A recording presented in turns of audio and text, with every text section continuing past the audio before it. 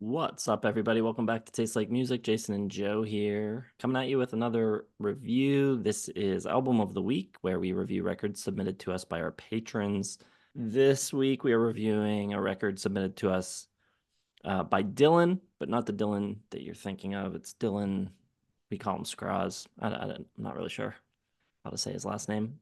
But he submitted a record by the band Everything Everything, who I know you're at least somewhat of a fan of, at least a few of their records. I've listened to several of their records in the past, and I think there's a lot of interesting things about them, but I've never really fully connected to them. But this one I've never heard before. This is going back to, I believe this is their debut, right? Man Alive. So this one I had not heard. I've heard probably most of the other ones. Wasn't really sure what to expect from a debut from them, if it would be a little uh, more stripped back, less produced, that kind of thing. But it was not. No, no, it's not. I like everything a lot. I first discovered them 2015, I believe, with Get to Heaven.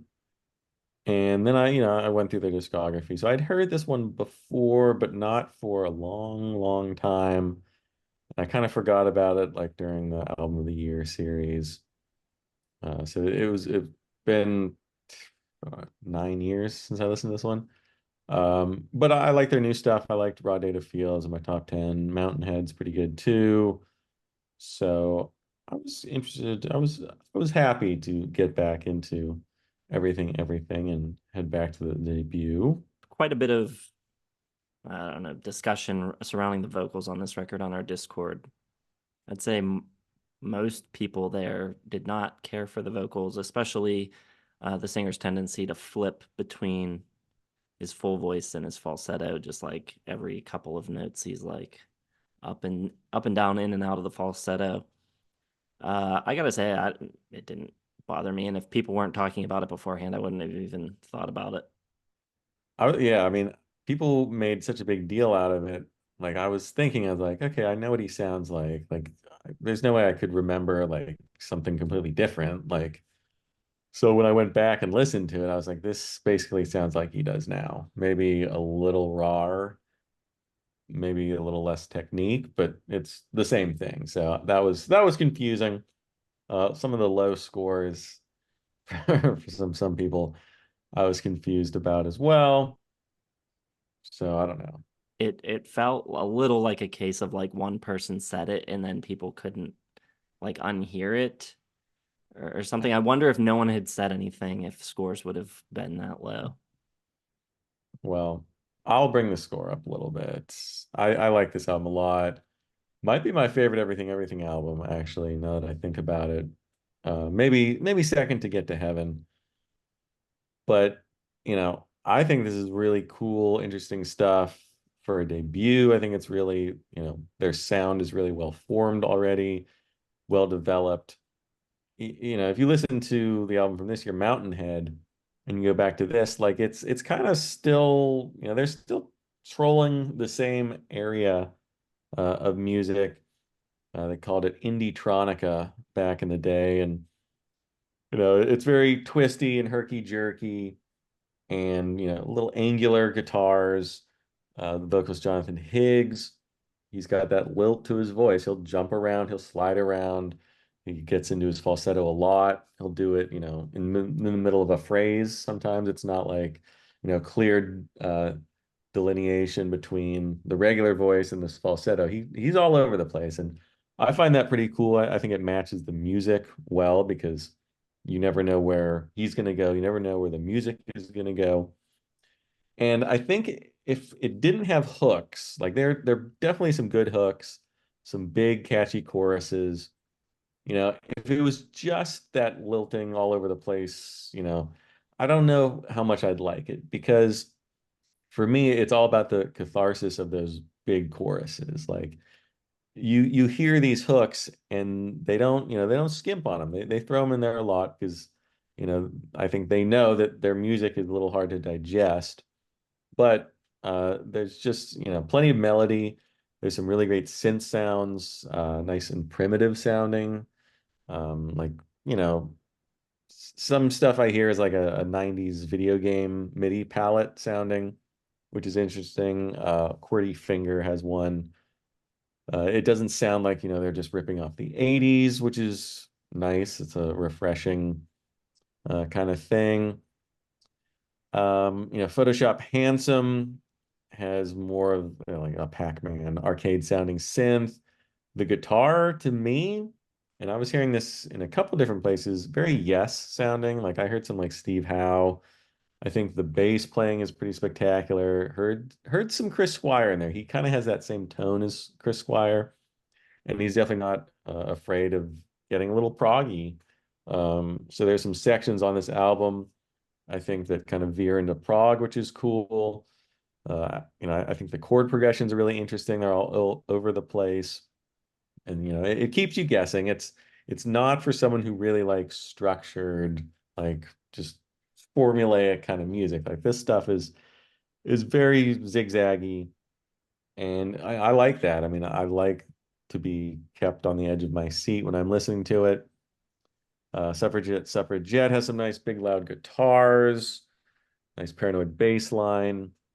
And it's just that, the cross section of like the catchiness, the choruses, the synth sounds, and that angularity works really well for me. Like it's not too far in one direction.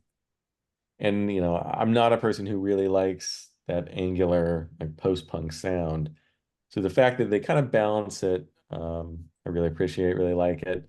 The lyrics are weird. They're almost, they did an album last year where they got an AI to assist them, kind of help them write lyrics.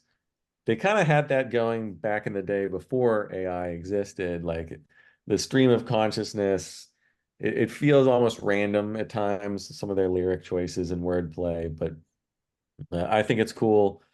Some nice horns on Come Alive Diana, and Waits has a cool choral vocal that reminds me of, again, of Yes. So cool stuff. I think it's great. I'm at, mid to high 4 stars, and this is 2010, so I was looking back at my album of the year picks from then. This would fit right in my top five without a deep dive right now. So I really like this one. I'm kind of ashamed that I missed it doing the album of the year series. I dig it a lot. Everything is one of those indie bands that always kind of connected with me. So yeah, right from the beginning, fully formed sound, cool stuff. You said 4.5. Uh, it's a 4 star. Maybe a four and a half. I'd have to really do a deep dive to figure that one out. It could be. It could be.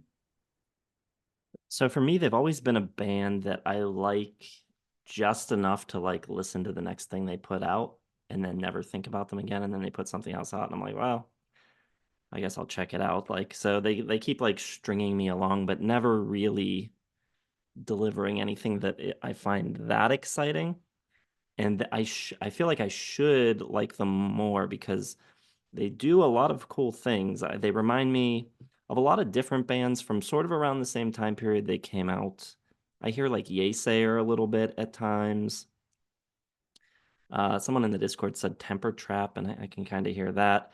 I can hear Minus the Bear a little bit in some of their like progginess. To me, the sound of the record and the overall impact of the record is not as interesting as like the individual like pieces.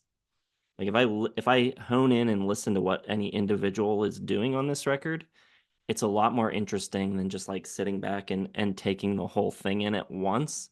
And I think it has a lot to do with the production. It's really, really big. It's really full.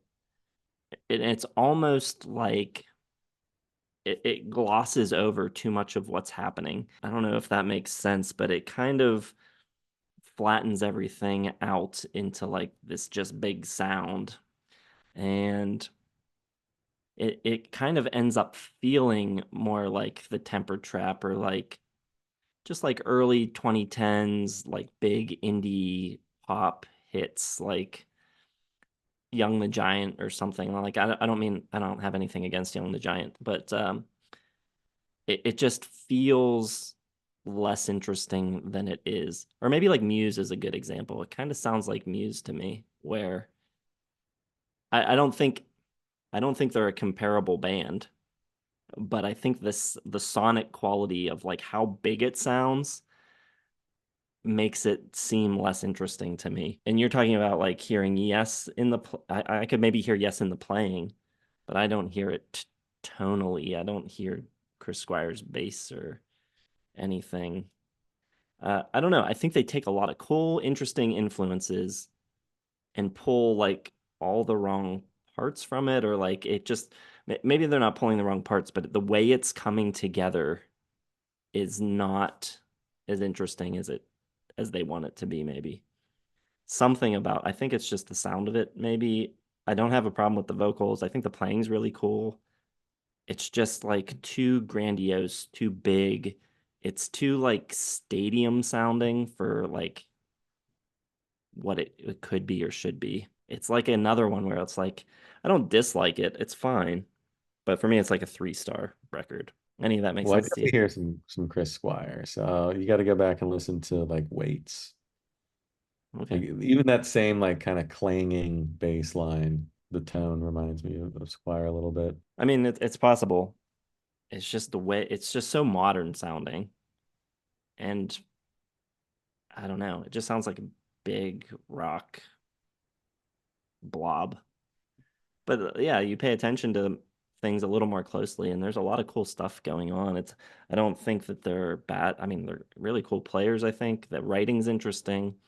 Some of the more recent records, like some of their concepts or like with the AI thing, and then on the new one, he's I don't know what he's talking about. He's talking about like these people living In the like mountain. in the mountain with yeah.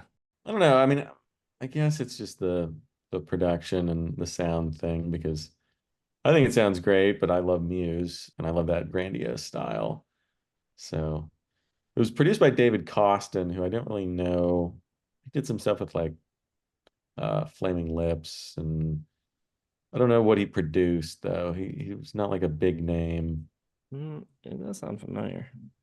He was went by Fault Line. He did Bat for Lashes couple albums. And this album was pretty well received. It was nominated for the Mercury Music Prize. Ivor Novello. Pitchfork hated it though. Like I gave Mountain Head this year a 3. I gave Raw Data Feel a 3. And I gave a Fever Dream 2.5. That's probably the worst. And I've They probably kind of fell off after Get to Heaven. Fever Dream and Reanimator were, hmm. But I have them 4 for Man Alive, maybe 4.5 for Get to Heaven, high 4 for Raw Day to Feel, 4-star for Mountain Head. all right. Well, let us know what you think of it. Did the vocals bother you? Do you like the record? Not? Drop it in the comments, hit the like button, subscribe, hit the bell for notifications. Check the video description for links to our Patreon. Also, any of our social media down there as well. Thanks for watching, and we'll see you in the next one.